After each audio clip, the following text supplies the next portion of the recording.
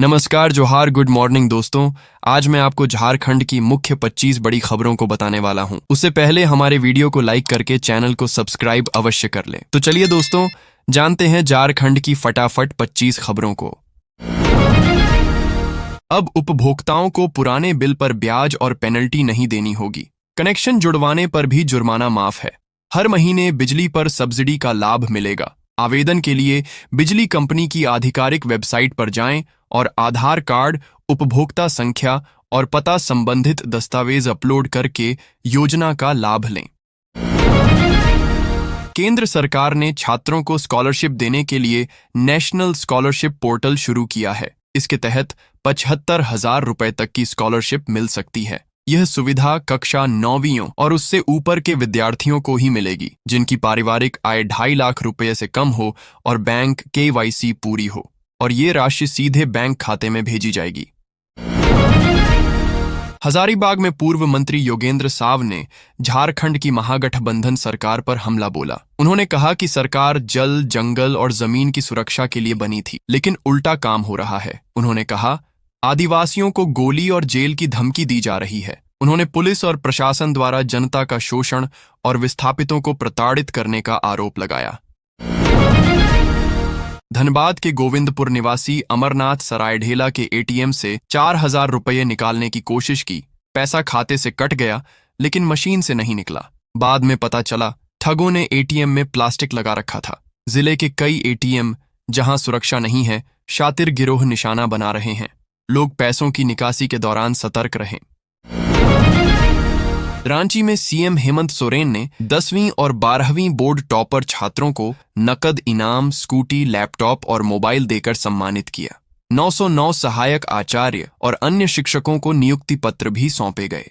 नेत्रहाट विद्यालय में अब लड़कियों का भी दाखिला होगा। साथ ही गुरुजी क्रेडिट कार्ड योजना से छात्रों को 15 लाख तक सस्ता शिक्षा ऋण मिलेगा। खूंटी में 8 वर्षों बाद बालू घाट निजी हाथों में जाएंगे। जिले के सभी 20 घाटों को 3 ग्रुप में बांटकर ई-ऑक्शन किया जाएगा। रिजर्व प्राइस तय किया गया है। अधिक बोली लगाने वाले को L1 घोषित कर ठेका मिलेगा। ऑनलाइन ऑक्शन 18 सितंबर से होगा। मानसून के कारण 15 अक्टूबर तक बालू उत्खनन पर रोक रहेगी। कीमत में 25% तक कमी संभव है। कर्मा पर्व पर झारखंड सरकार ने रांची की 3,78,641 महिलाओं को अगस्त महीने की 2,500 रुपये सम्मान राशि दी। कुल 94 करोड़ 66 लाख रुपये सीधे बैंक खातों में भेजे गए। यह राशि मुख्यमंत्री मनिया सम्मान योजना के तहत मिली। प्रशासन ने समय पर और साफ तरीके से भुगतान सुनिश्चित किया। मौसम केंद्र रांची के अनुसार 5 से 11 सितंबर तक झारखंड में सामान्य बारिश की संभावना है। अगस्त में सामान्य से 13% कम बारिश हुई थी। राज्य के कुछ दक्षिणी जिलों में भारी बारिश और तेज हवा के लिए येलो अलर्ट जारी है।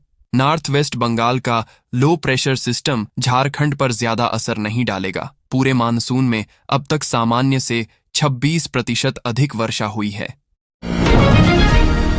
सरकार ग्रामीण क्षेत्र में बकरी पालन व्यवसाय को बढ़ावा देने के लिए बिजनेस लोन दे रही है। लोन 50,000 रुपए से शुरू होकर अधिकतम 10 लाख रुपए तक हो सकता है। पात्र व्यक्ति 18 साल से ऊपर, कृषि में आजीविका वाले, अनुभव युक्त और निजी जगह वाले हों।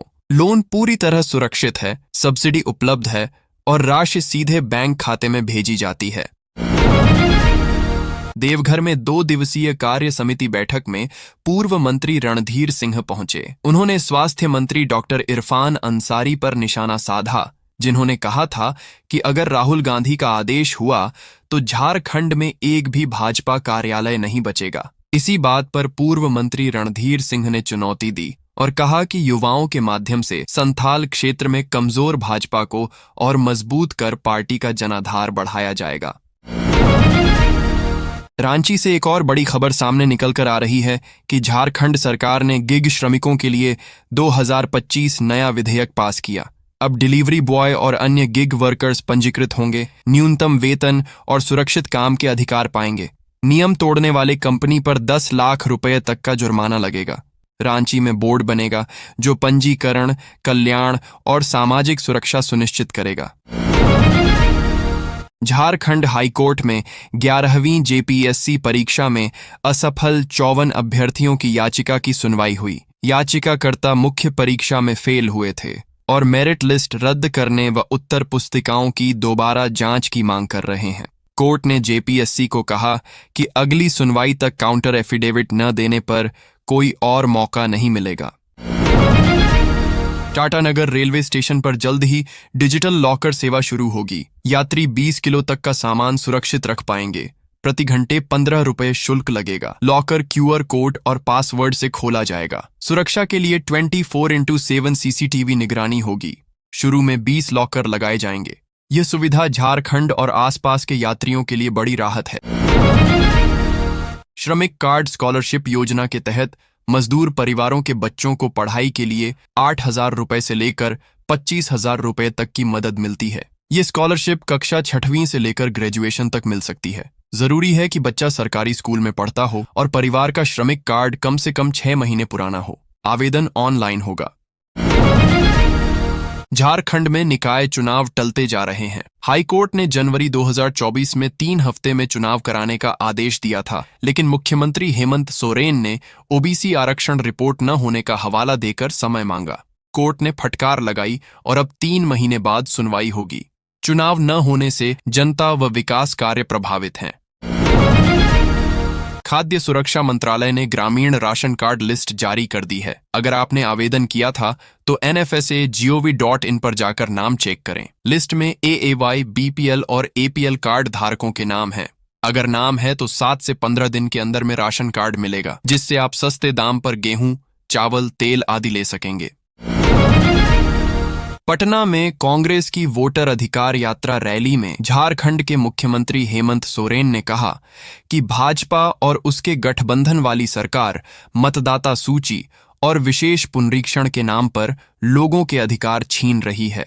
उन्होंने सरकार के तरीकों की आलोचना की और इंडिया गठबंधन के दलों से एकजुट होकर भाजपा को सत्ता से हटाने का आह्वान किया।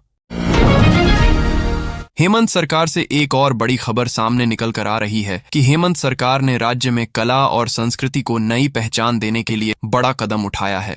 मंगलवार को हुई कैबिनेट बैठक में ललित कला अकादमी, साहित्य अकादमी और संगीत नाटक अकादमी खोलने के प्रस्ताव को मंजूरी दी गई।